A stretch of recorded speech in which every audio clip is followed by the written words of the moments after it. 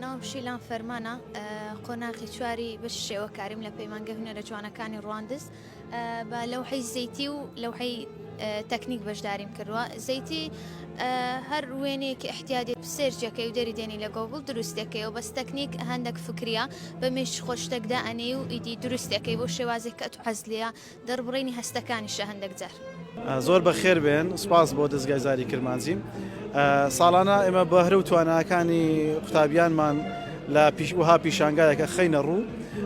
ئەم پیشانگایە پێک هاتووە لە تابلۆی زەیتی، لە پەیکەر، مەدالیا، سیرامیک، دیزاین و زەغرەفە.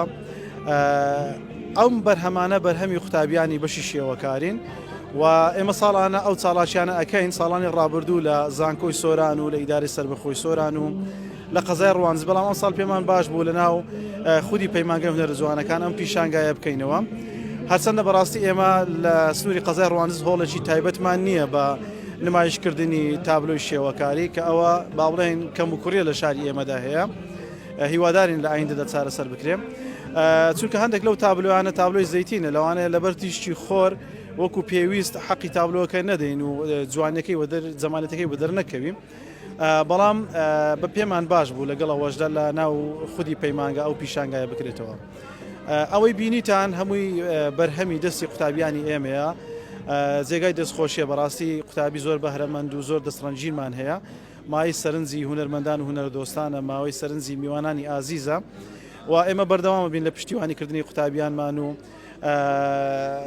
هاندانیان بەڕاستی و لێرەوە دەستخۆشی لە بەشی شێوەکاری و لە مامۆستایانی ئازیزەکەم سەرباری سەختی ژیانیان ئەو بارودۆخی مامۆستایانی بەڕێز پێدا تێپەڕن، بەڵام ئەوە هیچ کاتێک نەبوویتە ڕێگرلەوەی ئەو پەیامەی هەیتیان بگەین و قوتابیان و قوتابیانیش بەردەوام ڕۆژ لە دوای ڕۆژ ئاستیان باشتر بێت. ناوم زینە ڕەسوودە، لێرە بەشداریمان کردو لە پێشانگای پەیمانگەی ڕوانزی بەشی هونەرە جوانەکان. خۆشحاڵ بووین بە هاتنی ئەوەی بەڕێز. لێرانە باس لە ئیشەکانمانەکەین کە پێک هاتووە لە سوف و بزمار کە تەختە. لێرانە زۆر ئیشمان کردووە، تەنها بەس ئەم ئیشەکەمانمان دەستکەوتووە. بەڵام ئیشەکەمان لێرە لەوحە پێک هاتووە لە دروستکردنی هەر نوع بابەتێک کەمە لێرانە ڕاستە خۆ ئیشەکەین. هەندێک کاتیش بە نەقل ئیشەکەین، ئەتوان ئیشەکەی خۆمان لەسەر خۆمان نەقلکەین، دوایکە کۆپی بکەینەوە لەسەر ئەو شتێکە بنەوێت. زۆر شت فێر بووین، یەک لەوانە ئەو ئیشانە قالبن کردێ و هەندێک ئیشتکەشن لە بەردەستیە کە قالب نەکرێ لە غورفەی دانرایە و هێشتا لە پیشانگان دانەیە، ئەویش لەو زوانە قالب بکرێن. یەک لەو نمونانە ئەو دوێە، ئەویشانە ئیشی مەدالیای پێگوترێ. ئیشی مەدالیا لە مەرحلە سێوە تاوەکو مەرحلە 5 هەر هەیتن. ئیشی یعنی یەک لای بەشەریە.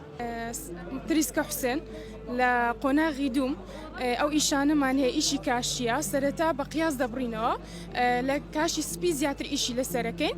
سەرەتا بە پۆمپی ڕەش، پۆمپەچی بە تەنچی لەسەرە دەین، دوایە کەسکێتمان لێکرد زیاتر دموچاویتن هەر ئیشەکی دیکەبی بەخۆ بمانەوێ ئەیکەین لەسەری.